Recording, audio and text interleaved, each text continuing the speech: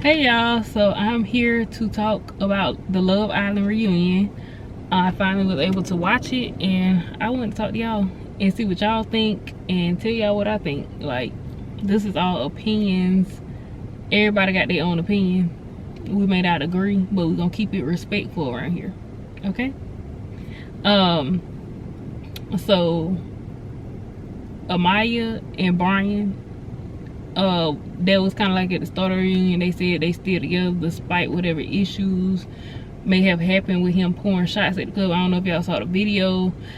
I follow the Love Island. Well, I don't think I follow any of them, but I see what be happening in like the blogs and, you know, when they pop up on my TikTok For You page and whatnot. And I did see the video of Brian in the club like pouring alcohol down the girls. You know how people be in the club pouring the bottle and they had their head back mouth up. Yeah, he was doing that. It was some girls around him and stuff, and he was pouring the alcohol in their mouth. But yeah, she was like, they worked it out, they got past it, wasn't nothing really, or whatever. Okay, cool. Pepe and Iris don't know what they got going on for real. They might be in a relationship. Child, it seemed like both of them playing, I don't know. Yeah. They got the Chris and Huda. Chris said his mom is happy how things panned out with him and Huda relationship. Yeah, I was hollering. Cause from what I remember, his mama looked like she seemed to have like liked Huda a little bit at the villa when they came to visit, but I guess the mama kept watching and saw all the Huda shenanigans and said, oh no, and I don't blame the mama. Huda has been doing almost like a smear campaign against some of her castmates on Love Island after the show, and it's been weird. So Chris is mad about some of the stuff Huda said in an interview, and he don't want nothing to do with her. They was like, Andy and what's the lady that was, you know, hosting the show, they kept trying to get him to be cool with, they was like, well, do y'all think y'all could be friends? You know, y'all could be friends. He was like, no. And he was like, I guess it's not really like on the holding grudge stuff like that or whatever. It's like, I could forgive you, but I don't want you in my life anymore. And I'm the same way. Once you've done certain stuff to me or crossed certain lines, certain boundaries, it's like, I could forgive you. I'm not mad at you, but I'm just not going to deal with you like that, on that level or at all in my life. Like, if I see you, I'm like, hey, how you doing, and just keep it put. Like, it's nothing. Like, I'm not mad at you, but why would I want you in my inner life, in my inner circle, when your character is sketchy? Like, I don't want you around me. You sketchy. I don't need you close in my life, in my circle. Like, no. All I need is solid people. I don't need nobody that might go on an interview and say some disparaging things about me. Like, and so I'm 100% with Chris. Like, yeah, keep what that Rocco? Keep them squares up out your circle. You had to be there. You had to be probably in high school between like 2012 2016 to know the song I'm talking about. But I feel like that was Rocco. Keep them squares up out your circle. Yeah, but yeah, Chris, you did the right thing. Keep her away from you, because child, she'll be around you and then she'll go around and say disparaging things. And it's like, I question people like that too. Like, why are you hanging out with a person if you have stuff to say about, like, if you saying stuff like them about stuff like that about them, why do you want to be around them? Like, if they're bad people or whatever, like, why you want to be around them or be friends with them or be cool with them? Nick and Olandra are happy together. They say they spending lots of time together, going on dates, vacations, etc. And I love that for them. Taylor gave Olandra the weirdest apology and said, oh yeah, that's still my dog. That's still my dog. Like, what? Bye, Taylor. Taylor is weird. I don't know. Like, Taylor just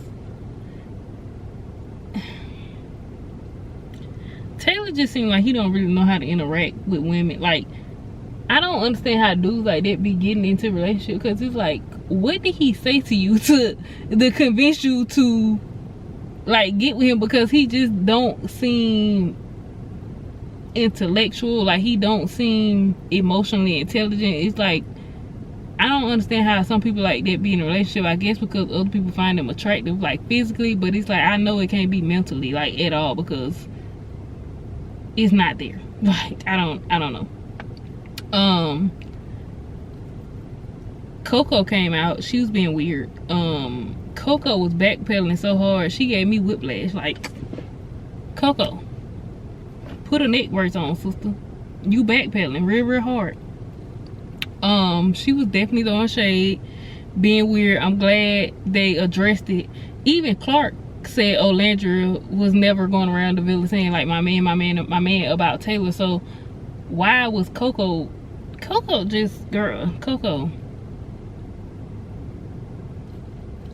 I don't understand you, girl. Like, you could, because it was unnecessary to say. Like, not saying that you have to stick with people because of your skin color, but I'm gonna probably stick with the people because we share the same skin color. Like, other people do it right, wrong, or indifferent. They stick with their people, so I'm gonna stick with mine. Especially, I'm not gonna say nothing unnecessary about them. Like, it's not necessary for you to, it was not necessary for you to say, oh, Landry was going around and say, like, what did they have to do with whatever you supposed to be talking about in the interview? You were literally in the villa for 5 minutes. Like, I feel like you just wanted something to talk about, so you just decided to jump on old Landry, and it wasn't cool. Yeah, you was up there playing, Coco. You really was. Like, you could have talked about anything else. Like, talk about why you was in the villa for 5 minutes, who you connected with, who you know what I'm saying? Like, if you ain't had nothing else to talk about, baby, the interview just gonna be short because I don't have nothing else to talk about. Yeah. But yeah, talking about she was all about Taylor and all this type of stuff. Like, yeah, she was all about Taylor, but that was the impression he was giving her, and I think that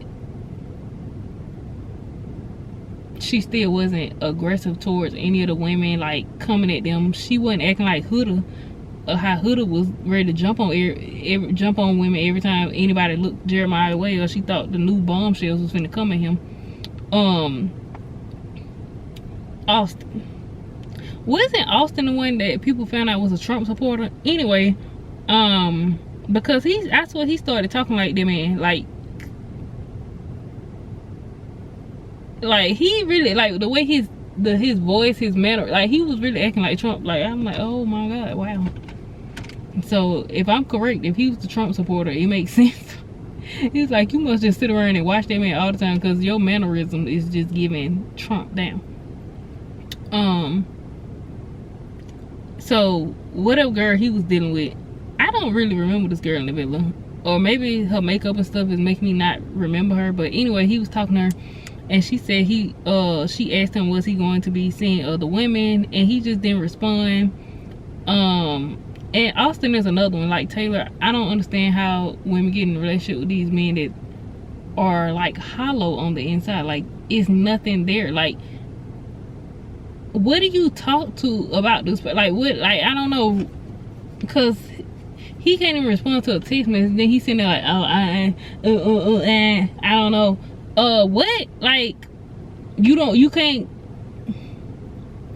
can't come up with a thought in your head and express it. Like, what are these dudes telling these women? Like, I really want to know. Like, or, I mean, everybody has their own things that they like or want in a partner.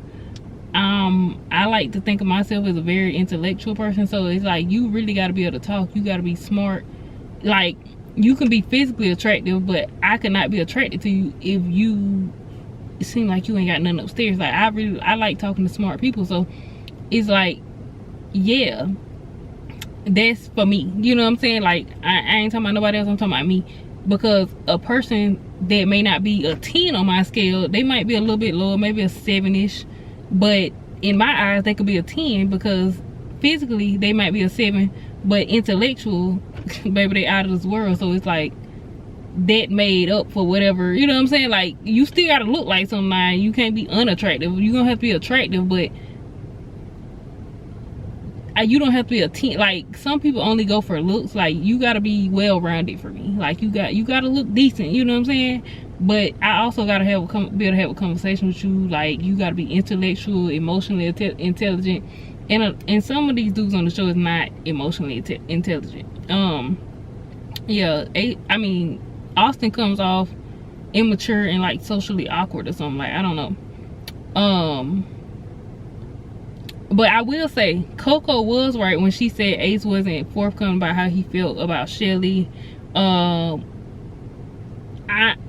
didn't really pay attention to her and Ace's connection. Like, it wasn't, I don't know, I saw it, but I will say, I always said this, I said this in my previous Love Island video, that I feel like Ace was really liking Shelly. And I understand you came on Love Island to experience Love Island, and you didn't just want to couple up with Shelly because y'all knew each other from the past or whatever like that, but she was your strongest connection. I feel like you really played, especially when you picked to couple up with Amaya over her. And it's like, Shelly's your strongest connection in the house. I understand you ain't trying to be like on no Huda and Jeremiah stuff, but it's like, you can let it be known, like, this is my strongest connection. And when push come to shove, like when it come up to coupling up, I'm gonna pick her every time, unless it's somebody else that I have built a strong connection with. So it's like, you barely knew Amaya and you just picked her, and you saw how that blew up in your face because you just picked her. Because I guess in my mind, I felt like you didn't want people to feel like you was too serious with Shelly too soon, which is cool, but you could have took it slower. But you was playing a little bit. You didn't really want to be forthcoming with like, oh, she my strongest connection, and just stand on it. Like, and that's what I didn't like that Ace did. So Coco was right about that. Huda and Shelly with the Chris situation, child. Honestly, I don't know. Like, they showed Huda basically said, yeah, it's for both of us. They ran that clip back. Shelly saying it was other conversations had, child. At this point, ain't nobody with Chris. Ain't nobody with Chris. Shelly, you like, you happy with Ace. I want you to stay happy with Ace if that's the person for you. Huda, baby, Chris said no. This lady is a little crazy. I don't want no parts of it. So yeah, I feel like things probably worked out the way it should have. But I understand Shelly. Like, I feel like people always like silencing black women. They don't let them express themselves and how they feel about stuff. So I understand Shelly want to get her side out and stuff like that, but I feel like at the end of the day, it still all worked out the way it should. So I feel like, let Shelly say her piece, get out what she want to say, because I don't like the stereotype or the way that the world does this thing. Sometimes it's like, oh, like, black women, well, you okay, so you just shut up and be happy. Like, you should just be happy that you okay or whatever. Like, you shouldn't be able to talk about how you feel. So I'm glad Shelly was able to say how she feels, whether or not whatever happened with her, Huda, and Chris. Like,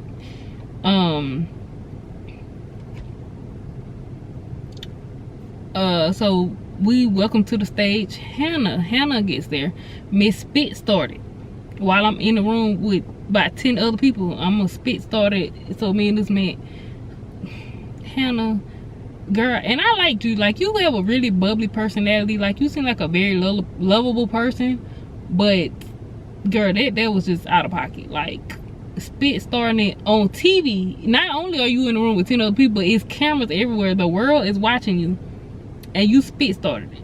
Like, that is, girl, embarrassing. I'm embarrassed. Like, you seem like the bubbly kind of dingy friend in a way. Like, your friends need to talk to you and tell you, sister girl, don't do that. Don't do that. First of all, don't be doing nothing up in this room, not to that extent, because it's people in here. But you definitely don't do it because it's cameras. So if the people are heavy sleepers and they don't see what y'all doing over there, America will see what you over there doing. Spit starting. Camera right in your face. That just,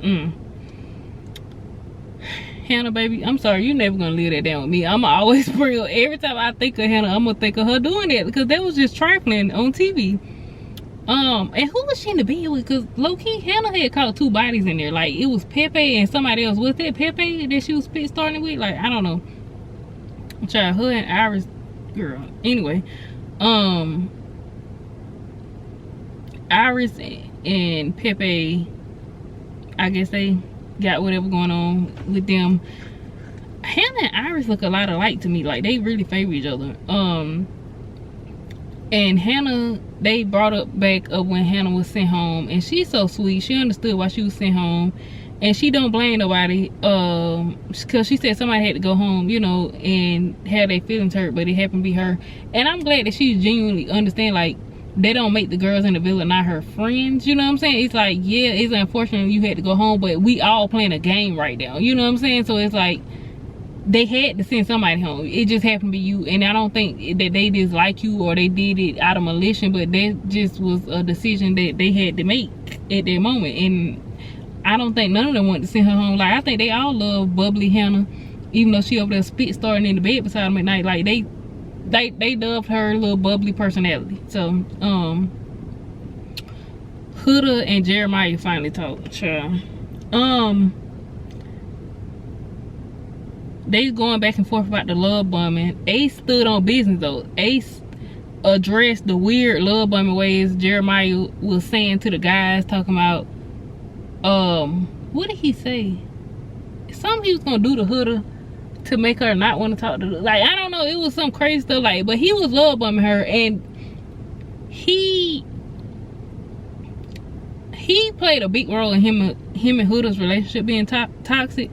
And I'm still kind of like on the fence whether it was intentional or he is just oblivious to how he love bomb. Like, I don't know, but it's almost giving intentional, because if you telling the dudes the little stuff, he's like, oh, it's a joke.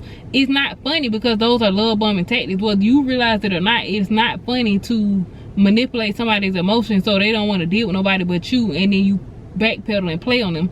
So Jeremiah, you and Huda both was doing the most. Y'all was both toxic, and you was playing in that girl's face. I mean, in a way, you know what I'm saying? Like, she was taking it too far, but at the same time, you kept giving her those vibes that that's what you wanted in a way. So I feel like that's why she was playing into it. But Huda girl, you have to learn.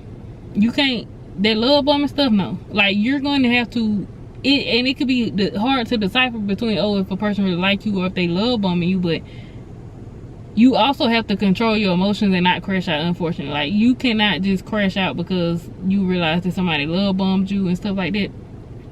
And she need to be held accountable for that. Jeremiah need to be held accountable whether you realize what you was doing or if you was obliviously giving this woman this vibe. But I feel like you knew what you was doing, especially when Ace said what you told the guys about the stuff you was doing or saying. So it's like, I think you knew what you was doing. You know what I'm saying? You knew how it could turn out.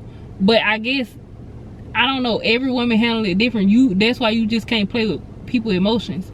Because one person might take your love bomb and be like, okay, you played in my face, get away from me, leave me alone.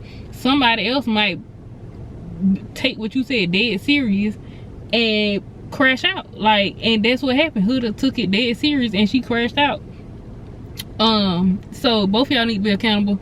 And Huda, like, girl, the crash out, I get he played in your face, but girl, you only knew this man for like a week or two at that point. It's like, I feel like the crash out was excessive, and you do need to figure out how to handle your emotions. You know, you need to,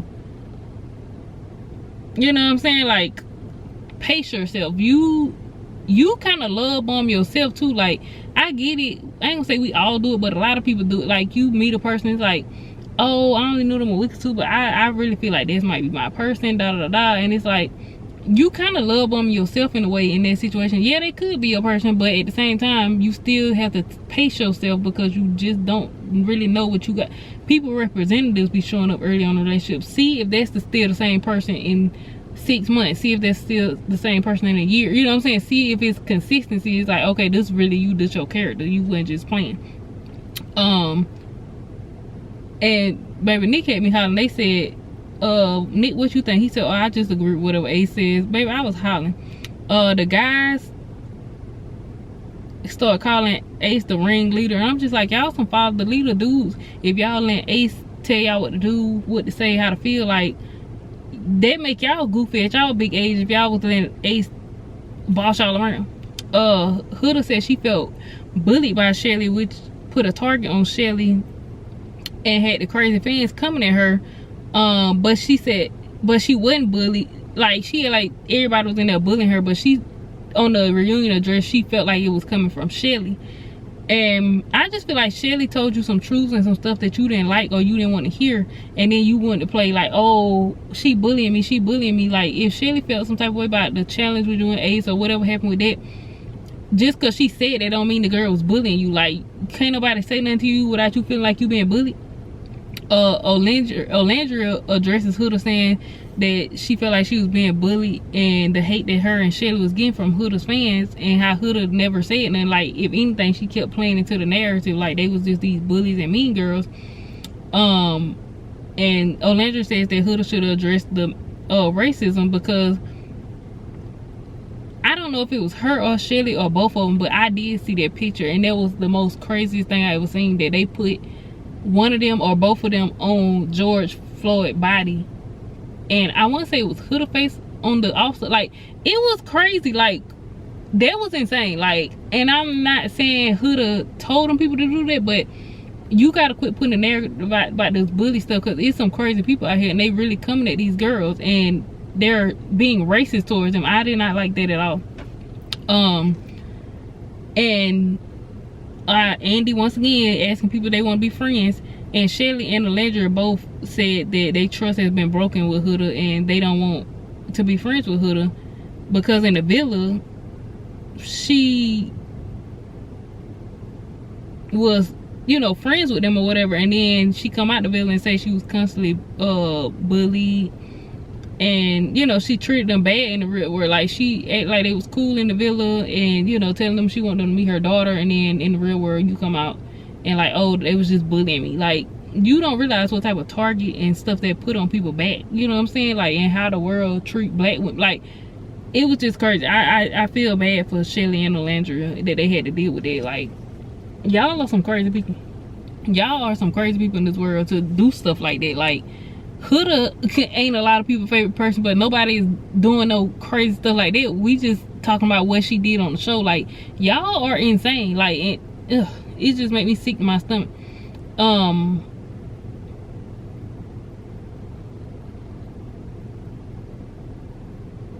And then, okay, they talked about the challenge with Huda and Ace, and baby, Shelly clocked it. Shelly said you took it too far for him to be somebody that you weren't interested in. Baby, why did she lick that man? Huda, but I'm not surprised, because Huda caught 2 bodies in the villa too, and she almost caught a 3rd with that mouth up there doing what she was doing to Ace. Like, girl, like, you know, at that point it was far along in the thing, and you knew how him and Shelly was locked in. Like, why would you lick that man? Like, that was a bit much, a whole lot. Especially for somebody that you was never, I ain't gonna say you weren't never interested, but it wasn't interest at that point. It's like, why you playing in her face like that? And Chris clocked the T2. He says a difference between doing challenges and licking body parts. Clock it. And then she talking about, what did she say? She said she was cheering when Jeremiah and Chris used to do challenges. Who do you telling a lie? You, especially about Jeremiah, because you used to be crashing out when girls used to kiss your, like, you was crashing out bad over Jeremiah. So quit lying. Like, you acting like Shelly can't have feelings about you doing too much in the challenge with her and Ace, when they've been dealing with each other this whole time, and then you only knew Jeremiah a week or two and y'all doing challenges early on, and you crashing out crying and stuff at the challenge. Like, coulda bye. So they said the noise in the background of Olandria's confessional, when everybody thought that was Sierra, that was actually Huda and Iris back there singing Hannah Montana, I think. So yeah, that was not Sierra getting put out the villa. Yeah, y'all. So the reunion was pretty good. I feel like they addressed pretty much like almost all the things or whatever. But I'm gonna tell y'all what be cracking me up. If you don't watch it, y'all need to see. It be popping up on my For You page. Marcel, you remember the baby from, I can't remember the challenge toward the end, but it was Olandria and Nick challenge. And the baby that they had, Marcel, baby Marcel got a TikTok account, and baby Marcel be going in. Like, Marcel cracks me up. Y'all need to go check out Marcel on TikTok. Marcel is funny. But anyway, thank y'all for watching this video, and I'll catch y'all in the next video. Peace.